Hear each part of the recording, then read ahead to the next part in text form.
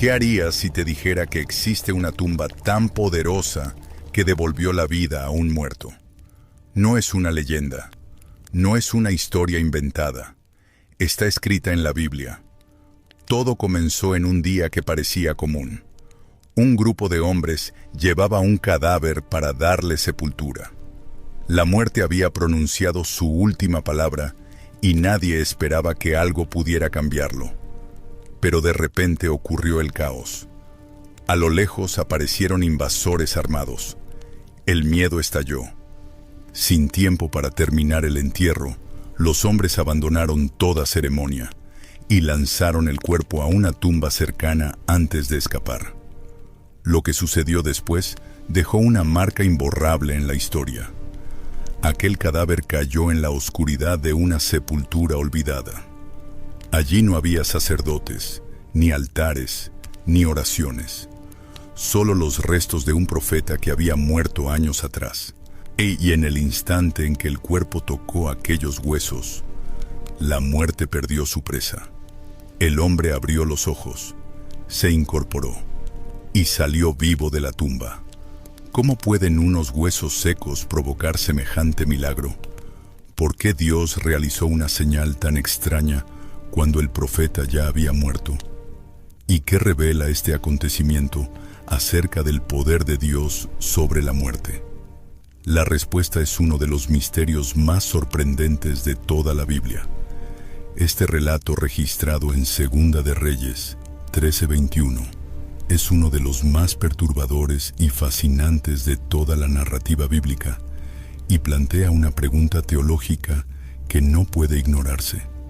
Si la Biblia enseña con claridad que los muertos nada saben, que no tienen poder, que no deben ser consultados, ¿cómo es posible que los huesos de un profeta muerto hayan resucitado a alguien? ¿Acaso eso contradice la enseñanza de las Escrituras? ¿Acaso eso abre una puerta peligrosa a la veneración de reliquias, al culto a los muertos, a una espiritualidad distorsionada?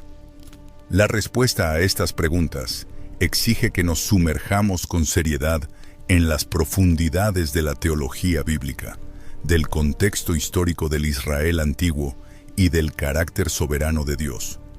Porque lo que parece una contradicción en la superficie se revela, cuando se examina con cuidado, como una de las afirmaciones más poderosas de las Escrituras sobre la naturaleza del poder profético y sobre quién, en última instancia, tiene el control sobre la vida y sobre la muerte. Para comenzar a entender este episodio extraordinario, es necesario ubicar a Eliseo dentro de su propio tiempo y dentro de la narrativa del reino del norte de Israel. Eliseo fue el sucesor de Elías, el más grande de los profetas del periodo de los reyes. Recibió una doble porción del espíritu que operaba en Elías, conforme está escrito en Segunda de Reyes 2, 9-10, y su ministerio estuvo marcado por una impresionante sucesión de señales y milagros que no tiene paralelo en ningún otro profeta del Antiguo Testamento. La purificación de las aguas de Jericó, la multiplicación del aceite de la viuda, la resurrección del hijo de la Sunamita, la sanidad de Naamán de la lepra, el hacha de hierro flotando sobre las aguas del Jordán, la provisión sobrenatural para un ejército hambriento, la apertura de los ojos espirituales del siervo para ver los carros de fuego alrededor del monte, la revelación de los planes militares sirios al rey de Israel. Y por último, ya después de su muerte, la resurrección registrada en Segunda de Reyes 13:21. Toda esa secuencia de señales registrada en los capítulos de Segunda de Reyes que cubren su ministerio confirma que la doble porción del espíritu de Elías prometida en Segunda de Reyes 2:9-10 se cumplió de forma plena y visible a lo largo de toda su vida. Ningún profeta del Antiguo Testamento tiene tantos milagros narrados en las páginas de las Escrituras como Eliseo. Fue sin duda un hombre sobre quien el poder de Dios reposó de manera absolutamente singular. Y entonces, Eliseo murió. La frase en Segunda de Reyes 13:20 es directa y sin adornos. Y murió Eliseo, y lo sepultaron. El hombre que había resucitado al hijo de la Sunamita, postrado sobre el cuerpo del niño, e implorando al Señor que la vida regresara, conforme está narrado en Segunda de Reyes 4:32 a 35, y ahora yacía en los brazos de la propia muerte. El profeta, que había abierto ojos ciegos al mundo espiritual, tenía ahora los propios ojos cerrados para siempre. Era el fin de una era. Una voz que había hablado en nombre de Dios por décadas estaba silenciada. Y el texto continúa informando que en ese mismo periodo, bandas de moabitas solían invadir la tierra de Israel al comenzar cada año, trayendo inestabilidad, terror y desolación a las comunidades israelitas. Es en ese contexto de muerte y de incursión enemiga que un grupo de israelitas estaba llevando a un muerto para sepultarlo. Los detalles son escasos, como es característico de la narrativa histórica hebrea que prioriza lo esencial sin ornamentación innecesaria, pero suficientes para que la escena sea vívida. Eran hombres comunes, cumpliendo una tarea común y triste, sorprendidos de repente por una banda de moabitas que se desplazaba por la región. La amenaza fue suficiente para que abandonaran el cadáver con urgencia, con miedo, sin ceremonia, arrojándolo dentro de la sepultura de Eliseo, que estaba cerca del camino. El muerto tocó los huesos del profeta, y el muerto se levantó y quedó de pie. El texto hebreo es lacónico y absolutamente directo. Cuando el hombre tocó los huesos de Eliseo, revivió y quedó de pie. No hay elaboración, no hay explicación, no hay personaje que interprete lo ocurrido, no hay reflexión teológica explícita en el propio texto. El narrador simplemente registra el hecho y continúa. Y es precisamente esa contención narrativa la que nos obliga a buscar la interpretación en el contexto teológico más amplio de las Escrituras.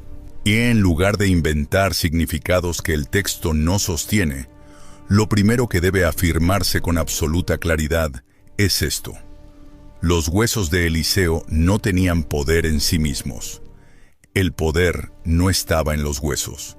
El poder nunca estuvo en los huesos. El texto no dice que los huesos tenían virtud propia, que había energía espiritual almacenada en esos restos mortales, que la santidad del profeta había saturado sus propios huesos de alguna fuerza mística transmisible por contacto, o que había algún mecanismo automático o mágico en juego.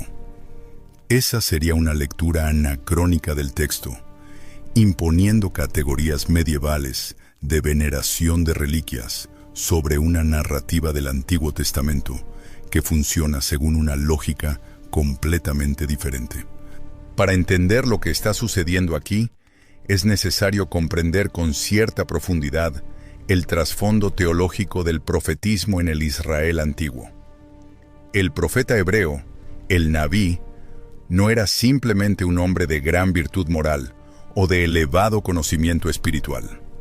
Era ante todo un portavoz de Dios, alguien sobre quien el Espíritu del Señor había descendido de manera singular para un propósito divino. Alguien que hablaba no por propia iniciativa o sabiduría, sino porque la mano del Señor estaba sobre él, como está escrito en 2 Pedro 1:21. Ninguna profecía fue traída jamás por voluntad humana, sino que los santos hombres de Dios hablaron siendo inspirados por el Espíritu Santo. Y ese principio se aplica igualmente a los milagros realizados por los profetas, que eran extensiones de la palabra profética y señales del poder de aquel en cuyo nombre eran realizados. Los milagros realizados por Eliseo durante su vida, por lo tanto, no eran poderes que le pertenecían a Eliseo, eran manifestaciones del poder de Dios, operando a través de un instrumento escogido.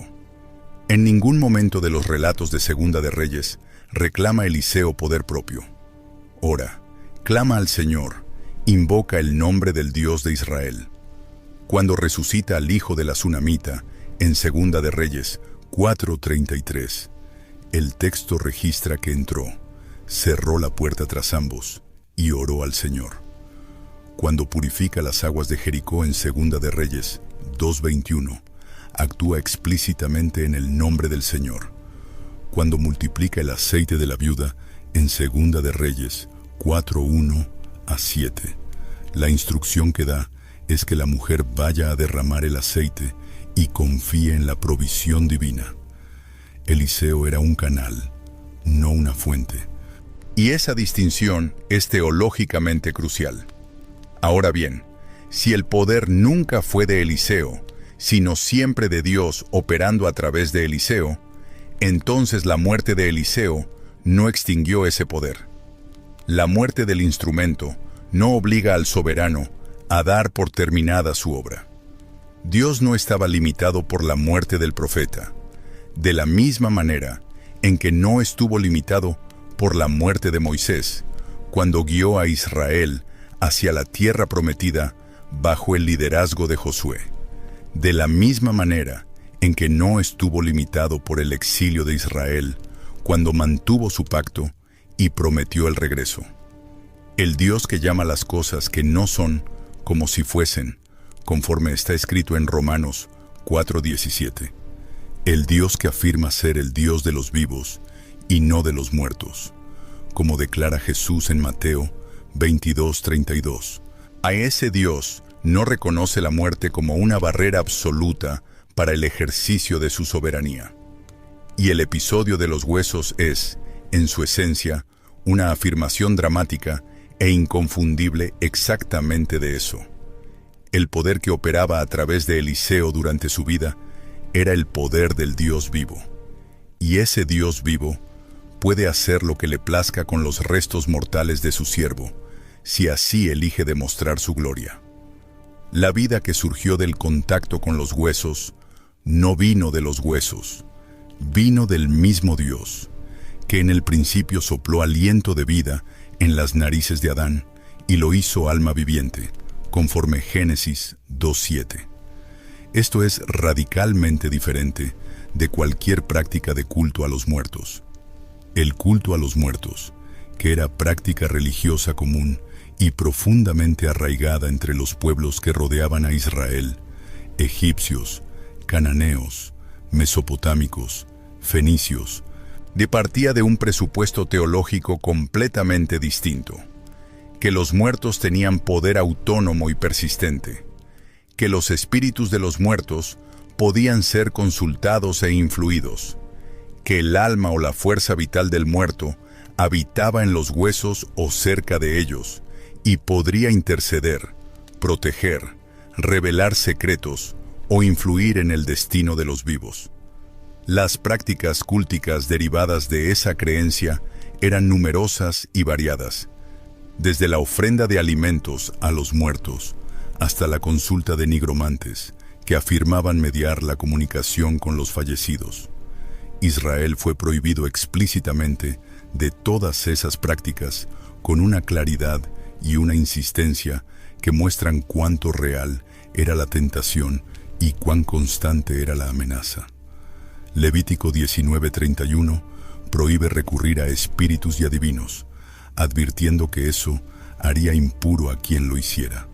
Deuteronomio 18:12 enumera entre las abominaciones que llevaron a las naciones cananeas a la destrucción: la nigromancia, la consulta a los muertos, el espiritismo en cualquiera de sus formas, llamándolos prácticas abominables delante del Señor. El profeta Isaías en Isaías 8:19 desafía con ironía cortante a quienes buscan a los muertos en nombre de los vivos, preguntando retóricamente por qué un pueblo consultaría a los muertos en lugar de consultar a su Dios. Eclesiastés 9, 5-6, afirma con claridad que los muertos nada saben, que no tienen más recompensa, que la memoria de ellos cayó en el olvido. El texto de Segunda de Reyes 13:21 no contradice nada de esto. Eliseo muerto no fue consultado, no fue invocado, no se le solicitó que intercediera por nadie. No hubo ritual dirigido a él, no hubo oración pronunciada en su nombre. No hubo intención espiritual de ninguna de las partes. El contacto fue completamente accidental, motivado por el terror de una invasión enemiga, sin ninguna dimensión religiosa consciente por parte de quien arrojó el cadáver en la sepultura. Nadie estaba buscando los huesos de Eliseo. Nadie estaba confiando en los huesos de Eliseo. Nadie fue al sepulcro con expectativa de milagro. Fue Dios quien actuó de forma unilateral, soberana e inesperada.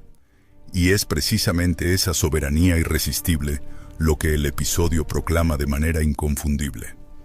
Y aquí reside una de las enseñanzas más profundas de este texto. Dios no necesita la cooperación humana para demostrar su poder. No esperó una oración ferviente. No aguardó que alguien reconociera la santidad del profeta. No dependió de ninguna condición ritual ni de ninguna preparación espiritual por parte de quien sería testigo del milagro. Simplemente actuó en el momento que así determinó, usando el medio que eligió. Ese es el Dios que envió un ángel a tocar a Elías dormido y fatigado bajo un árbol en Primera de Reyes 19:5, sin esperar que el profeta pidiera ayuda antes de ofrecérsela. Ese es el Dios que abrió los ojos de Agar en el desierto de Berseba y le mostró el pozo de agua cuando ella y su hijo estaban muriendo de sed, conforme Génesis 21:19. Ese es el Dios que actúa y que elige los medios de su acción conforme a su sabiduría soberana, no conforme a las expectativas humanas. Para entender más profundamente lo que estaba en juego en ese momento histórico específico, es necesario situar el episodio en el contexto más amplio del reinado de Joás, hijo de Joacás, sobre el reino del norte de Israel. El contexto inmediatamente anterior al relato de los huesos en Segunda de Reyes 13:14-19 narra la última visita de Joás al profeta Eliseo, que estaba gravemente enfermo. La escena es conmovedora. El rey va al profeta enfermo, llora sobre él y repite las mismas palabras que el propio Eliseo había gritado cuando Elías fue arrebatado en Segunda de Reyes 2:12. Padre mío, carro de Israel y su gente de a caballo. Palabras que expresaban el reconocimiento de que la verdadera protección de Israel no estaba en los ejércitos humanos, sino en la presencia del profeta que intercedía por ella. Eliseo, ya con las últimas fuerzas de vida, instruye al rey a lanzar flechas por la ventana hacia el oriente, símbolo de victoria sobre los sirios, y después a golpear el suelo con las demás flechas. Joás golpea solo 3 veces y Eliseo se enoja.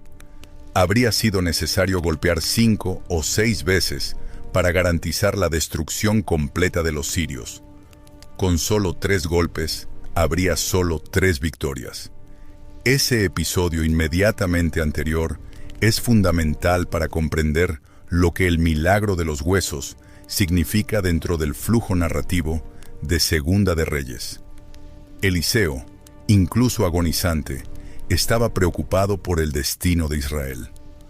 Su última acción pública fue profética, y el límite de fe del rey limitó el alcance del cumplimiento de la profecía. Pero Dios no se limitó al límite del rey. El milagro de los huesos que ocurre justo a continuación está narrativamente colocado como una afirmación de que el poder profético que había operado a través de Eliseo no estaba cerrado por la muerte del profeta ni por la tibieza del rey. El Dios que había garantizado 3 victorias sobre los sirios seguía activo. La palabra que había sido pronunciada seguía en vigor. Hay además un ángulo culturalmente importante relacionado con la forma en que el pueblo de Israel y los escritores del Antiguo Testamento entendían la relación entre el profeta y la presencia de Dios. Para la mente hebrea, el profeta no era solo un portavoz de Dios, era, en cierto sentido, una extensión de la presencia de Dios entre el pueblo. Cuando el profeta estaba presente, Dios era especialmente accesible y actuante. Cuando el profeta partía, había un sentido de luto y de vulnerabilidad que iba más allá de la pérdida personal. Las palabras de Joás sobre el carro y la caballería de Israel al visitar a Eliseo agonizante capturan exactamente esa percepción. Con la muerte de Eliseo, Israel perdía algo que ningún ejército podía sustituir. El milagro de los huesos era, en ese sentido, un gesto divino de consuelo y de confirmación para un pueblo que acababa de perder a su mayor intercesor. La sepultura en Israel tenía además un significado mucho más rico que simplemente un lugar de disposición de los cuerpos. Era un espacio sagrado de memoria familiar y tribal, ligado a la tierra prometida, ligado al pacto, ligado a la esperanza.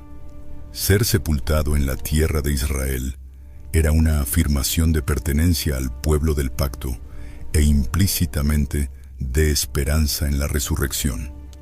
Esperanza que, aunque no desarrollada con la claridad que vendría en el Nuevo Testamento, ya estaba presente en textos como Job 19:25 a 27, donde Job afirma con sorprendente fe que su Redentor vive y que en su carne verá a Dios. La sepultura de Eliseo no era un lugar de poder mágico, era un lugar de memoria, de honra y de esperanza dentro del contexto del pacto del Señor con su pueblo. Y fue en ese lugar, un lugar de memoria y de pacto, donde Dios eligió manifestar nuevamente la señal de la vida.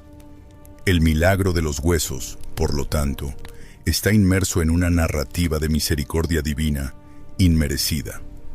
Como está escrito en Segunda de Reyes 13:23, justo después del relato del milagro.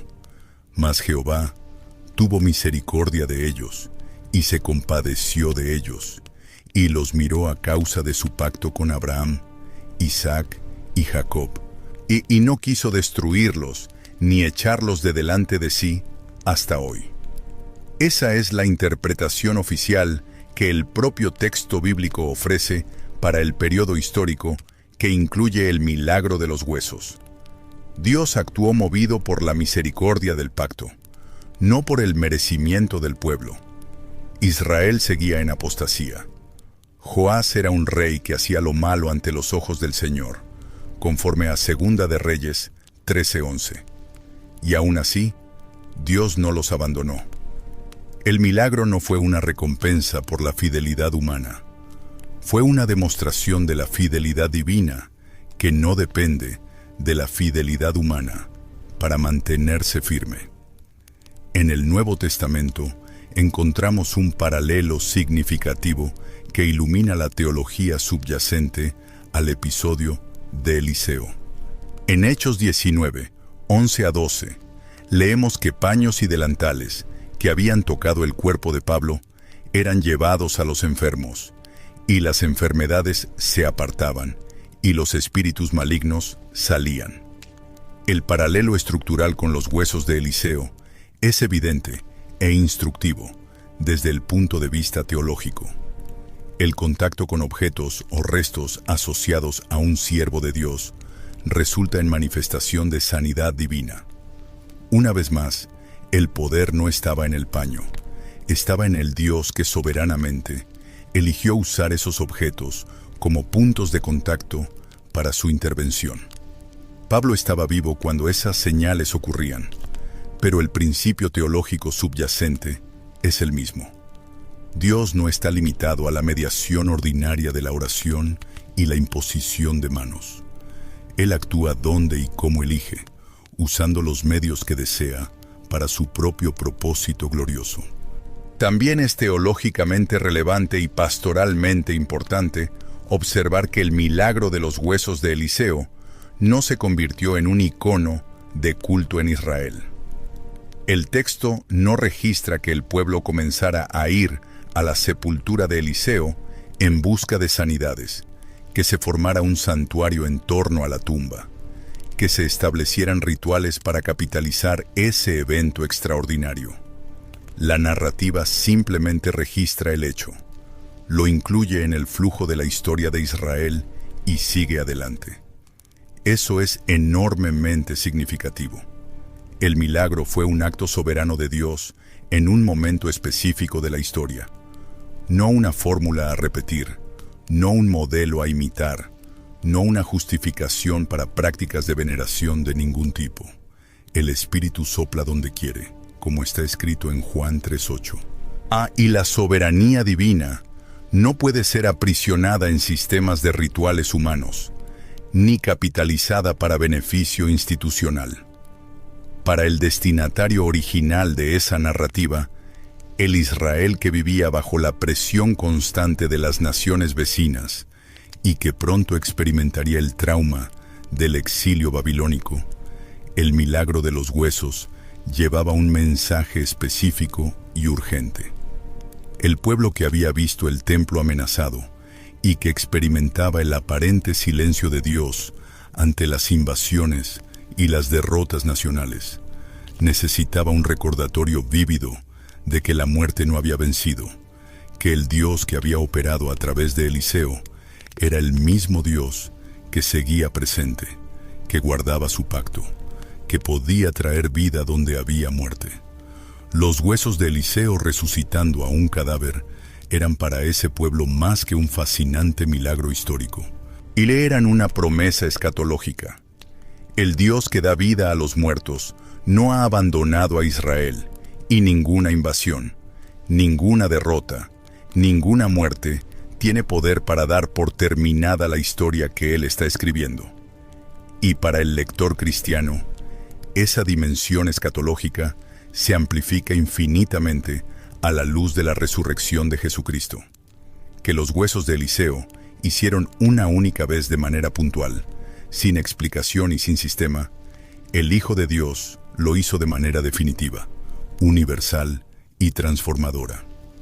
Jesús no solo tocó a un muerto y lo resucitó, como hizo con Lázaro en Juan 11:43 a 44, o con la hija de Jairo en Marcos 5:41 a 42, o con el hijo de la viuda de Naín en Lucas 7:14 a 15.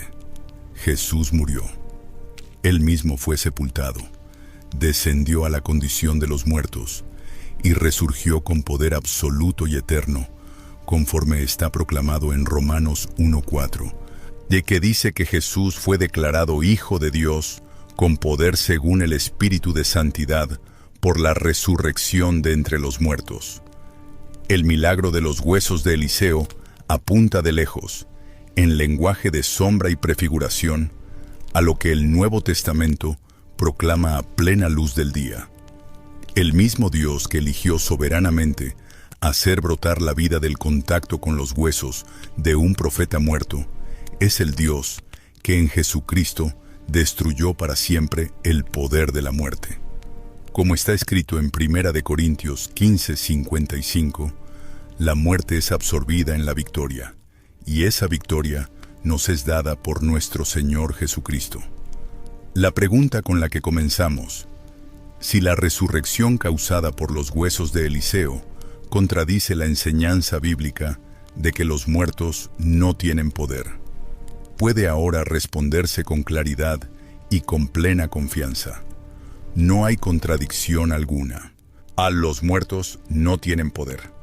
Eso es verdad absoluta y afirmada con consistencia en toda la Escritura. Eliseo muerto no tenía poder. Eso también es verdad. El poder que resucitó a aquel hombre no estaba en los huesos, estaba en el Dios vivo, que es el mismo ayer, hoy y por los siglos, como proclama Hebreos 13:8 al hablar del Señor Jesucristo. La distinción no es sutil, Es fundamental y decisiva. Es la diferencia entre magia y teología bíblica. Es la diferencia entre creer que hay poder inherente en los objetos y en las reliquias sagradas, y creer que hay poder soberano e ilimitado en el Dios que creó los cielos y la tierra, y que no puede ser confinado por ninguna ley humana de causa y efecto, ni por ninguna barrera de tiempo, espacio o muerte. Este episodio, por lo tanto, lejos de justificar cualquier forma de culto a los muertos, de espiritismo, de veneración de reliquias o de búsqueda de poder espiritual en huesos, sepulcros u objetos sagrados, apunta en la dirección completamente opuesta. Apunta a la soberanía absoluta de un Dios que actúa como quiere, cuando quiere, a través de lo que quiere, para glorificar su nombre y demostrar que el poder de la vida le pertenece únicamente a Él. El mismo Dios que sopló su aliento sobre Adán y lo hizo alma viviente, conforme Génesis 2:7, es el Dios que soberanamente hizo regresar la vida al cuerpo de aquel israelita desconocido arrojado en la tumba de Eliseo. Y es el mismo Dios que por la fe en Jesucristo promete hacer habitar en nosotros su Espíritu, transformando nuestra propia mortalidad en esperanza de vida eterna, y conforme está escrito en Romanos 8:11, y si el Espíritu de aquel que levantó de los muertos a Jesús mora en vosotros, el que levantó de los muertos a Cristo Jesús, vivificará también vuestros cuerpos mortales por su Espíritu que mora en vosotros. Eso es lo que los huesos de Eliseo proclaman al final de cuentas. No la santidad de los huesos, no el poder residual de un profeta muerto, no la eficacia de rituales o de contactos con objetos sagrados, sino la gloria incontenible, irrefrenable y soberana de un Dios que no se deja derrotar por la muerte, ni por la muerte de sus siervos, ni por la muerte de un israelita anónimo, ni por la muerte que el pecado trajo al género humano desde el jardín del Edén. El mismo Dios que habló a través de Eliseo sigue hablando con voz más clara y plena a través de su Hijo y de su Espíritu Santo enviado a la iglesia. El mismo Dios que usó huesos viejos para resucitar a un desconocido, usó un madero aparentemente vacío de toda esperanza para resucitar la esperanza del mundo entero. Y el mismo Dios que hizo brotar vida de una sepultura olvidada en una llanura de Israel, prometió, en palabras que el cielo y la tierra pasarán antes de que fallen, resucitar a todos los que están en Cristo Jesús en el último día, conforme está escrito en Juan 6:40. Y esta es la voluntad del que me ha enviado, que todo aquel que ve al Hijo y cree en Él tenga vida eterna, y yo le resucitaré en el día postrero. La narrativa de Segunda de Reyes 13 termina registrando que Joás derrotó a los sirios 3 veces, de conforme había sido profetizado por Eliseo antes de morir. La palabra del profeta se cumplió, y así termina una de las historias más sorprendentes de toda la Biblia. Un hombre cuyo nombre jamás fue registrado en las Escrituras cayó muerto en una tumba, y salió vivo. No porque alguien orara por él, no porque tuviera una fe extraordinaria, no porque lo estuvieran esperando, sino porque Dios decidió demostrar que su poder no termina donde termina la vida humana. Los huesos de Eliseo nos recuerdan una verdad que atraviesa toda la Biblia. Dios sigue siendo Dios, incluso cuando todo parece acabado. Cuando los hombres ven un final, Él todavía está escribiendo un nuevo capítulo. Cuando la esperanza parece enterrada, Él sigue teniendo la última palabra. En nuestro mundo actual, este milagro habla con una relevancia impactante. Vivimos en una época de avances tecnológicos extraordinarios, de inteligencia artificial, de medicina moderna y de conexiones globales instantáneas. Sin embargo, nunca habíamos enfrentado tantos sepulcros como ahora. Sepulcros emocionales, sepulcros económicos, sepulcros de sueños rotos, sepulcros de familias destruidas, sepulcros de fe perdida y de esperanza enterrada. Vemos guerras que parecen no terminar, pandemias que dejaron cicatrices profundas, crisis económicas que han sepultado el futuro de millones, depresión y ansiedad que convierten vidas en tumbas vivientes, y una sociedad que, a pesar de todo su progreso, sigue enfrentando el mismo enemigo antiguo, la muerte y la desesperanza. Muchos hoy buscan vida en reliquias modernas, en el dinero, en el éxito, en las redes sociales, en líderes carismáticos, en filosofías espirituales de moda o en objetos que prometen energía y protección. Pero la historia de los huesos de Eliseo nos confronta con la misma verdad de siempre. Ningún objeto, ninguna persona, ninguna tecnología tiene poder en sí misma. El poder sigue estando únicamente en el Dios vivo y soberano. Este relato nos grita en medio del ruido del siglo XXI. Aunque tu vida parezca un cadáver abandonado, aunque tus sueños hayan sido arrojados a una tumba por el pánico, el miedo o las circunstancias, el Dios que resucitó a ese hombre desconocido sigue actuando hoy. Él no depende de tu fuerza, de tu fe perfecta, ni de tu situación ideal. Él actúa por su misericordia y por su pacto. En un mundo que ofrece soluciones temporales, el milagro de Eliseo nos recuerda que solo el Dios de la resurrección puede traer vida verdadera donde solo hay muerte. Esa es la esperanza que la Iglesia debe proclamar con valentía. No todo está perdido. Tu tumba no es el final de tu historia.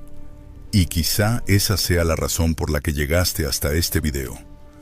Tal vez hoy hay algo en tu vida que parece una tumba, un sueño que murió, una oración que lleva años sin respuesta, una situación que parece imposible de cambiar, una enfermedad, un matrimonio quebrantado o un corazón que se siente espiritualmente muerto. Si es así, recuerda esto. El mismo Dios que venció la muerte en aquella sepultura sigue obrando hoy. Nada está demasiado lejos de su poder. Nada está demasiado muerto para su propósito. Ahora quiero conocerte. Escríbeme en los comentarios desde qué ciudad y país estás viendo este video. Me encanta leer cada mensaje y descubrir hasta dónde está llegando la palabra de Dios. También quiero orar por ti y por tu familia, para que el Señor fortalezca tu fe y te recuerde que ninguna situación está fuera de sus manos. Y si este estudio te ayudó a comprender mejor las Escrituras, deja un amén en los comentarios. Será una forma sencilla de declarar que crees que Dios sigue teniendo la última palabra sobre la vida, la muerte y cada historia humana. Gracias por acompañarme hasta el final. Que Dios te bendiga abundantemente, te guarde en todos tus caminos y llene tu vida de su paz. Nos vemos en el próximo estudio bíblico.